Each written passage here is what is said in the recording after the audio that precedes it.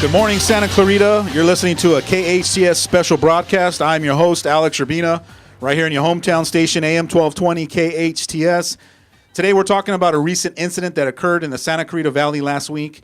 And in case if you haven't heard, it's been reported that a 37-year-old man is being accused of breaking into an apartment and kidnapping a 3-year-old girl.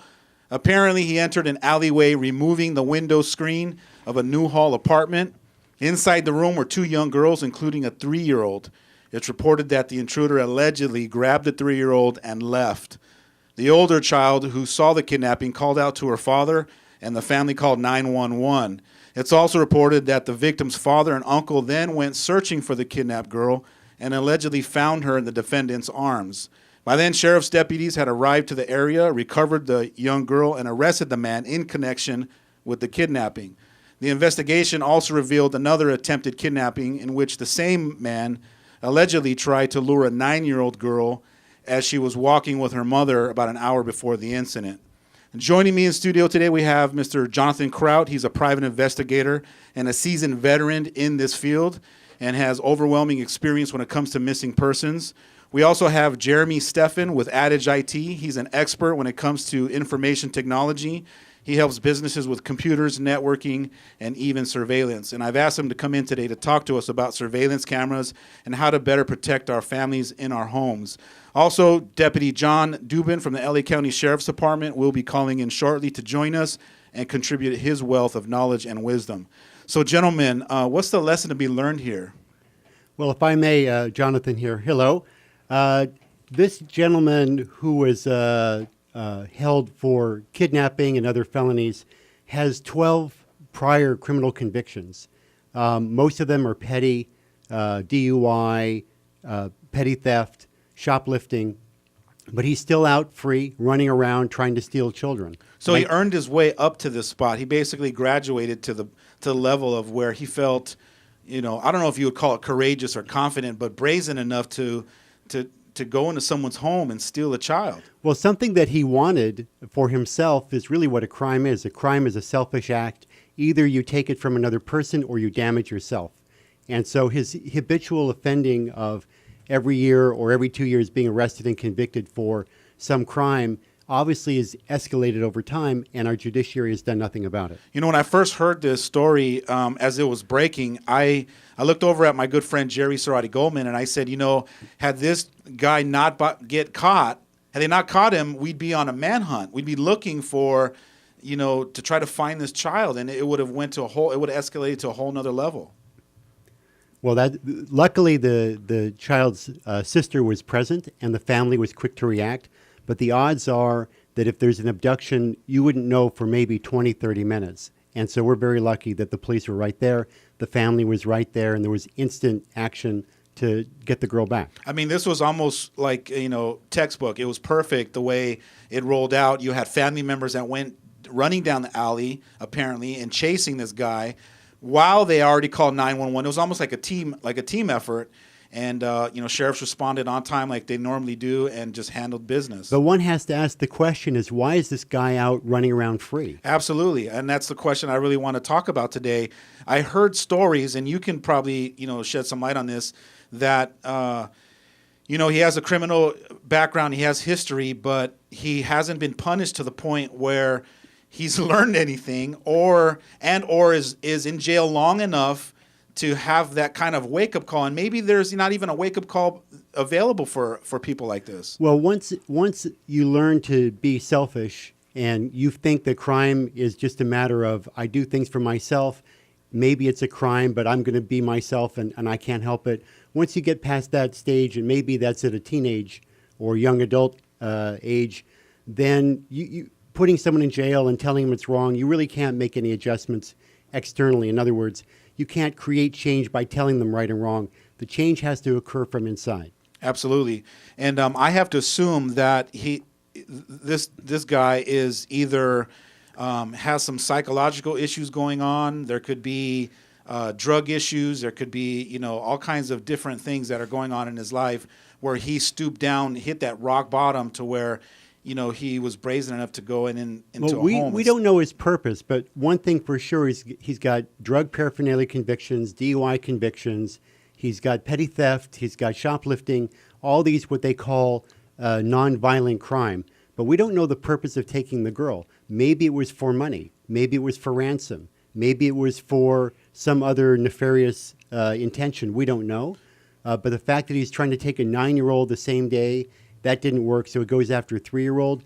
Obviously, after he's sentenced, and he might get 13 years or 10 years, he'll be out in 5, 8, 9 years. Obviously, when he gets out in 8 or 9 years from now, the same thing will probably occur.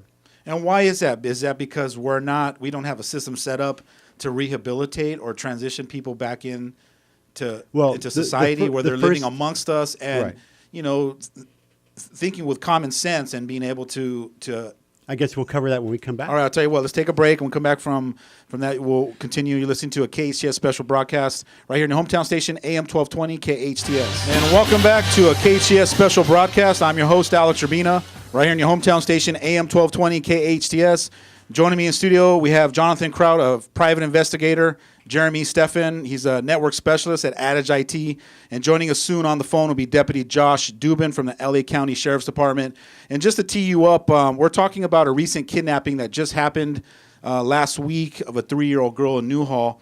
And if you're just joining us, we're talking about that subject. And I want to get on to asking the question about what do you think the elements are that led this man to be out and around us, walking amongst us, and to be able to do what he did? Well, first, Jonathan here. First, he's been convicted 12 times in 13 years, which means he's been convicted of a crime almost every year. That actually means that law enforcement is doing a great job, that they identify, arrest, and gather evidence for conviction. So law enforcement is doing what they should do. Yeah, I gotta. If I'm law enforcement, I would probably be frustrated at the law, and I mean, you probably can't say that as a police officer, but I mean, you got to be frustrated to think that here they are finding and arresting the same criminals over and over again, and they're just right back at it again. Well, the second element is after law enforcement, then it goes to the judiciary. The judiciary tends to sentence nonviolent criminals to virtually no punishment, $200 fine. 3-year probation, time served in jail. That might go on 5 or 6 convictions in a row. Maybe they'll get a year here and there. But as we know, that doesn't change someone's personality. If somebody has a conviction, they get punished according to the law. They don't change their behavior. It means that punishing them in that manner does not work. So the second element is that the judiciary doesn't really have a lot of options to deal with that can change or transform someone's behavior.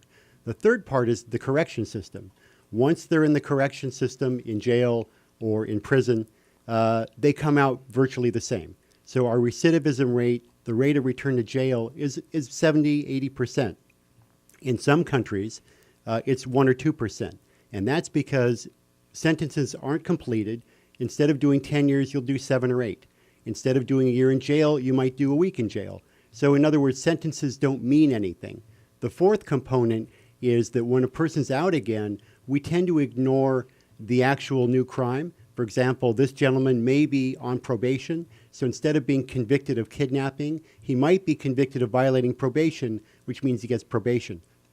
So all along the system, it's designed to get people out of jail as soon as possible, back on the street. I think our politicians believe that saves us money, but how much does it cost to chase this guy down? He's not the worst offender I've ever seen.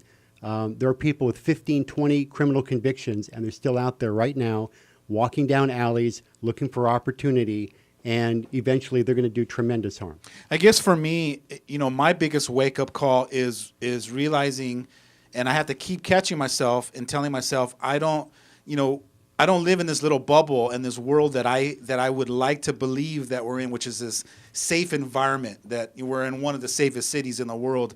I have to keep reminding myself every time I lock the door of my home or my car, I always got to just be aware. I always got to be looking around. I have to be present, and I got to be mindful that I am responsible for my family and my kids and protecting them, and I always got to be on that game. That game's got to be tight. Well, you just have to think about this. My firm did a survey a few years ago that 5% of the inmates or 5% of the population commit 70% of the crime. So if you wanted to reduce crime, you would basically lock these people up for a longer period of time, and they would not commit the crime. We're spending all this money on the same 5%. I think that, the biggest lesson that I'm learning and I'm gaining is that I'm responsible for protecting myself, and I'm responsible for protecting my family. Whether the, system's working or not, I got to make sure that I'm doing everything I can to be, defensive. I got to figure out how to protect myself and my family, and that's, I think, the important thing that I'm learning in this. Well, if you depend on society to do it for you, there are some people in prison that should never be let out. Whenever they have a sex offender that moves into your neighborhood, my question is, why is that person moving into my neighborhood? Who decided that they should let this person out? We know that people with that mindset aren't going to change just because they're in jail or in prison.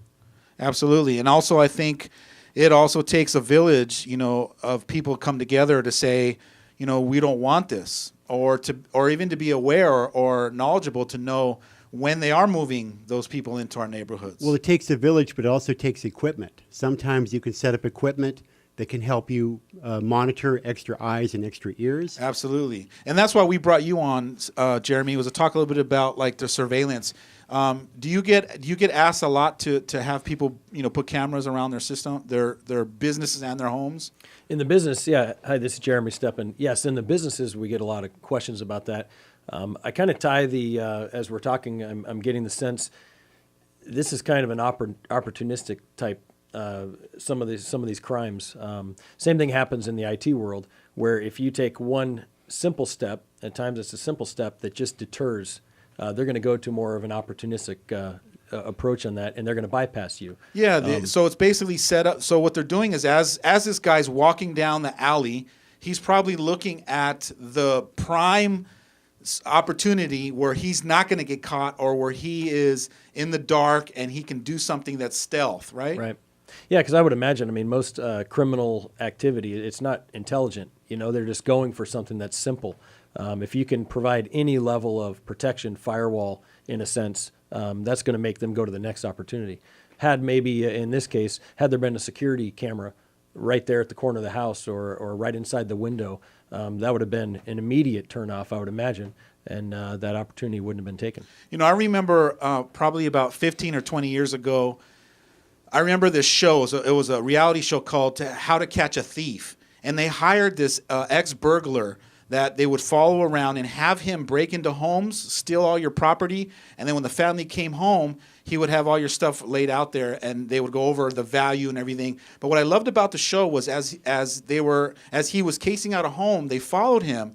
And what he was doing was he was teaching me, the homeowner, all the vulnerabilities around my house that I didn't even think of.